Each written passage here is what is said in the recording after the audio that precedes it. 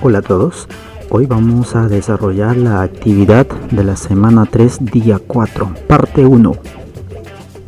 Veamos en qué consiste.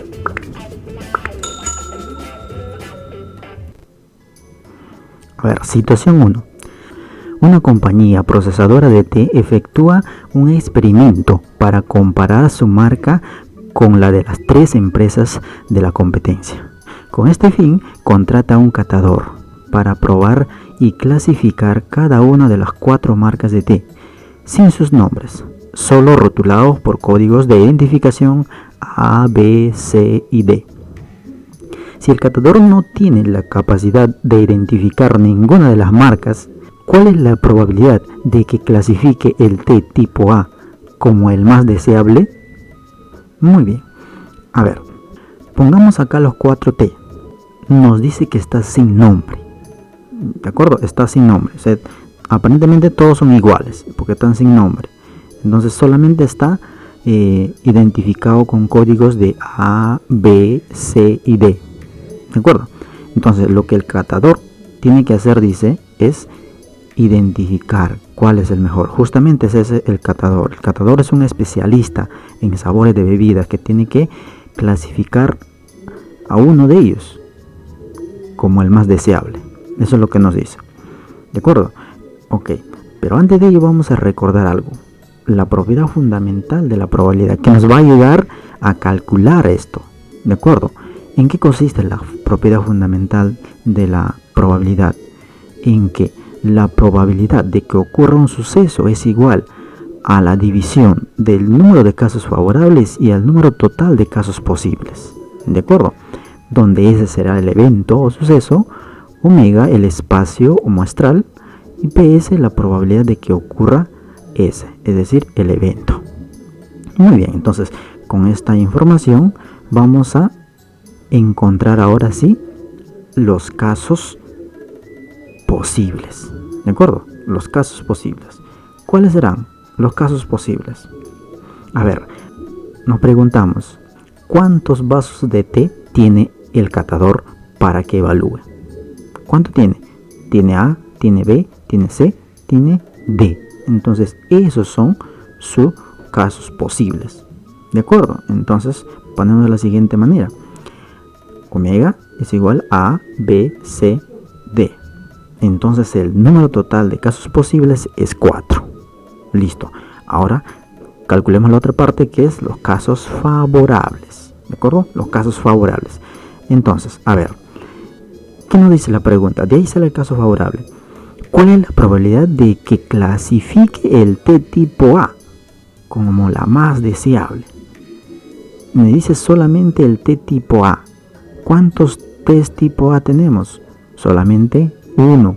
Entonces, eso es nuestro caso favorable. Es ese tipo A que tenemos ahí. Entonces, decimos, S es igual a A. Entonces, el número de casos favorables es igual a 1. Listo, entonces ahora solamente vamos a reemplazar en la fórmula estos datos. Está sencillo, ¿verdad? Entonces reemplazamos los datos, nos queda 1/4. Y 1/4 es igual a 0,25. Listo, entonces con esto ya podemos responder la pregunta. Por lo tanto, la probabilidad de que clasifique el té tipo A como el más deseable es de 0,25. Listo, muy bien, continuamos. El siguiente. Situación número 2. Para promover la visita al Museo Señor Disipán, sus directivos han lanzado una campaña. Por la compra de una entrada, se recibe una cajita sellada que contiene un souvenir, que es la réplica de una de las joyas encontradas en las tumbas reales. Los modelos son los mostrados en la imagen. ¿De acuerdo? Estamos observando ahí en la imagen. Luego dice, si el museo distribuyó de manera uniforme estos recuerdos en cajas, ¿cuál es la probabilidad de que al entrar al museo me toque una caja en la cual no haya un venado?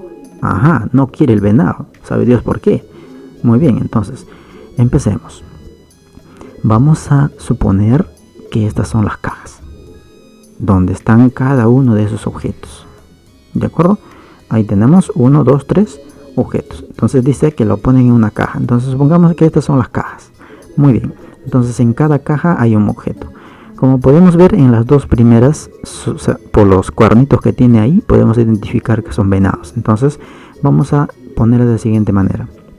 Los dos primeros son venado 1, venado 2.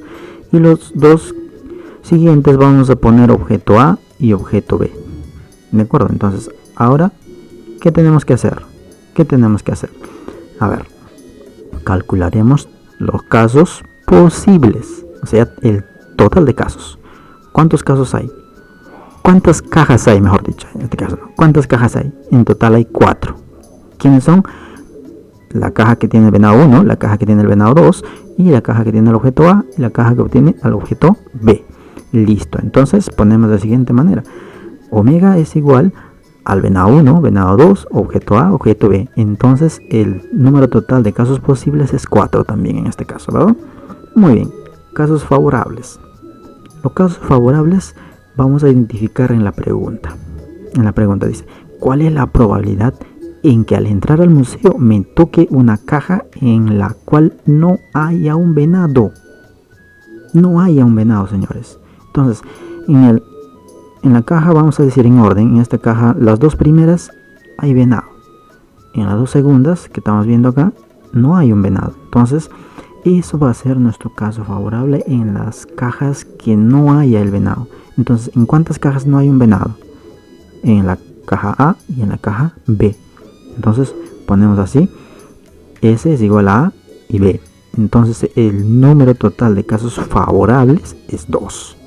Listo, ya tenemos los datos. Ahora reemplazamos en la fórmula. Queda 2 sobre 4 y la división de esto es 0,50. Listo. Por lo tanto, la probabilidad de que me toque una caja en la cual no haya un venado es 0,50. Listo, vamos al siguiente. Situación 3. Un salón de belleza atiende en 2 turnos. Se sabe que cierto día en la mañana llegó a realizar 12 cortes de cabello, 5 ondulaciones y 9 alisados, mientras que en la tarde realizó 4 cortes de cabello, 10 ondulaciones y 3 alisados. Muy bien, nos pregunta, ¿cuál es la probabilidad de que una persona llegue a atenderse en la tarde en un día similar? Listo, a ver, entonces, bien, lo vamos a mostrar en una tabla, la información. Turno mañana, turno tarde. A ver, veamos. Turno mañana.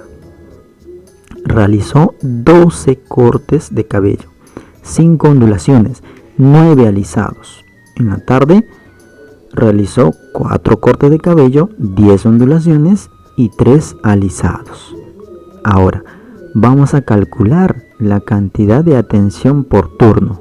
Por ejemplo, turno mañana, sumamos 12 más 5 más 9, 26 atenciones. En la tarde sumamos 10, 4 más 3, entonces 17 atenciones. Ahora vamos a sumar el total de atenciones en el día. Y esto viene a ser 43. Listo. Muy bien, entonces ahora vamos a calcular los casos posibles. ¿Cuáles son los casos posibles? Justamente lo que ya hemos identificado acá, lo que ya hemos sumado el total de atenciones del día, es decir, 43. Entonces vamos a poner directo. El número total de casos posibles es 43. Listo.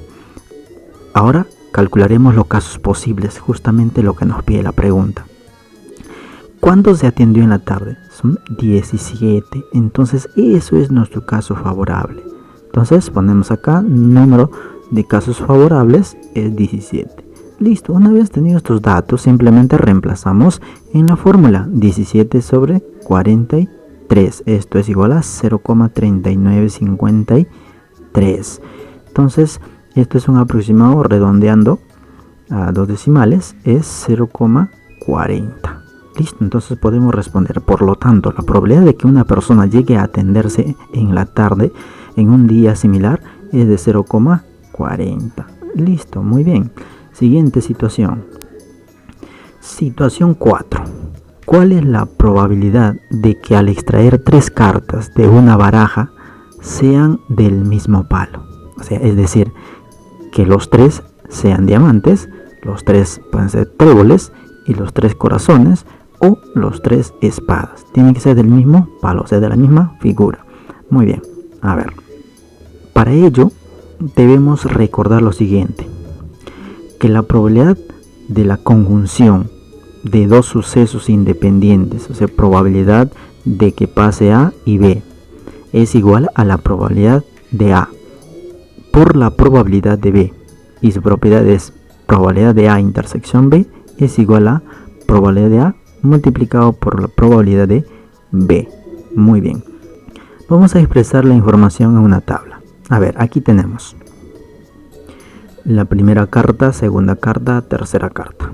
De acuerdo, antes de ello vamos a recordar que nosotros tenemos 13 cartas de diamante. No importa qué número sean, lo importante es la cantidad de cartas que tiene la figura diamante. ¿De acuerdo? Entonces, tenemos 13 tréboles, 13 corazones y 13 espadas. Y en total, ¿cuánto tenemos? 52 cartas. ¿De acuerdo? Entonces, muy bien.